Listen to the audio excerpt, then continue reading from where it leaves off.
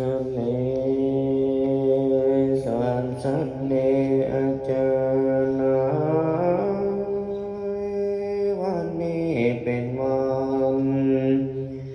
ใส่ศีลเลิศปัญญาจะเกิดมีมาผู้ข้าจะพัฒนาแต่เขาก่อนจะเข้าแห่งการลูกศิษย์อาจารย์ตัวนักศึกษาโมเจ้าข้าตั้งหลายดังบาลีหมายหัวอยปัญญาเป็นใหญ่ยิ่งกว่าเข็มโคมองค์พระโคดมสัตตการจนาวายว่าปัญญานรนังรัตนังปัญญาเหมือนดังอุ่นตั้งแสงสว่างเลิศแล้วเป็นน้ำแก้วมณีวันฟังเสียงสา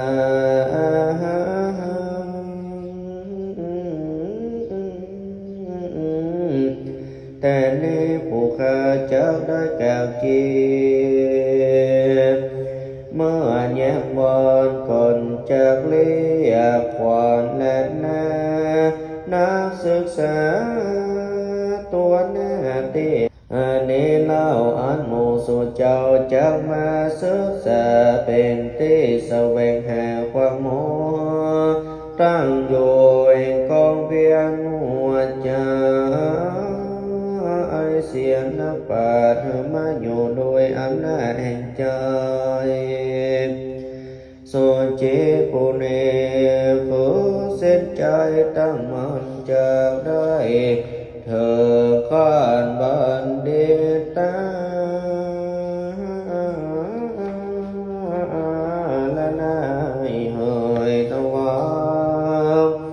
อันว่าสุดเจ้าตั้งหลายเฮยมวลมากวันนี้ห่างเป็นวันดี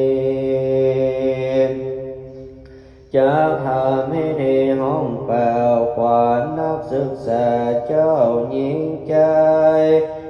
นางย้ายลมขันสียิบไว้มีพร้อมหน้าดอกไม้กว่าหลายปอนสีเววอนงามดอกเพลนจะแดงใสไม่เถอะปัญญาไว้รู้รอบเอามาประกอบงานเลือดอกมาเผือจีโยงมันหาพวงน้อมอ่อนโหตีผ่อนตีเบาเคารพบันเทาโอครูบาอาจารย์มีตำนานไว้ว่าญาแฝดสายเฟืองเที่ยวห้างอดทนเกิดเป็นคนโลกแล้วมีความกล้าและอาจหารโลกเศษย่อมมีอาจารย์สอนบอกได้หัวมาหัวเป็นแต่แม่พิมพ์แบบเบาเมื่อได้เข้าสู่สถานยอมจะก่อแสนลูกด้านมาก่อปัดเป็นโลกตัวครูปีเหมือนครูสิได้ถึงฝักดังหัวแจ้งนาว่าข้างทาราวังใหญ่สิเตียวตายตั้งเดิมวิชาปัวมอปานเมื่อถึงขั้นเส้นใจก่อนยอมจะไปก่อสร้างสีมีสิสมอ้างตั้งใจโคเหมือนเทียนไขหอแสงสว่างดีใจได้สร้างคนเป็นคนนี่คือสิ่งงานแยบยนตั้งมาพ่อแม่โพธิสอนก่อปั้นสืบตามราเติมวิชาความรู้อันมาสู่สถานกาลวันนี้ นา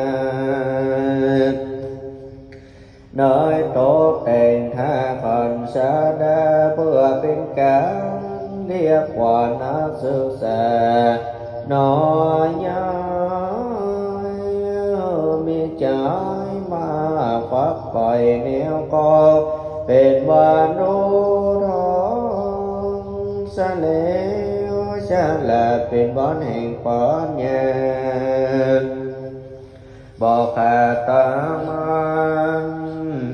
เป็นวานหูแสนจักแต่พาญา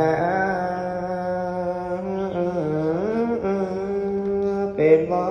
นพระพุทธตรัสรู้รอดเป็นวันรวมยอดพระไตรทิตกาเป็นวันตกปะโปกาแปลงแต่งตำรา